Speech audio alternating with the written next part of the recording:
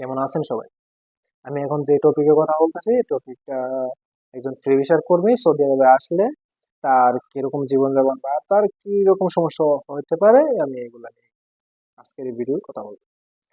সবাই ভিডিওটা শেয়ার করবেন, অবশ্যই লাইক করবেন, সাথে থাকবেন। আমরা জানি একজন ফ্রি ভিসার কর্মী সৌদি আরবে আসার পরে তার কোনো একটা এজেন্সির মাধ্যমে তাকে কাজে যাইতে হবে। ধরেন একটা সাপ্লাইয়ের মাধ্যমে সে একটা কোম্পানিতে কাজে গেল। কাজে যাওয়ার পরে তার বেতন সর্বনিম্ন 3 মাসের মধ্যে তার একটা স্যালারি আসবে। কাজে লাগার পর থেকে 3 মাস যখন শেষ হবে তখন তার একটা স্যালারি আসবে। এখন 3 মাস পরে যদি স্যালারি না আসে তখন তার ওই স্যালারিটা বিক্রি করতে হবে।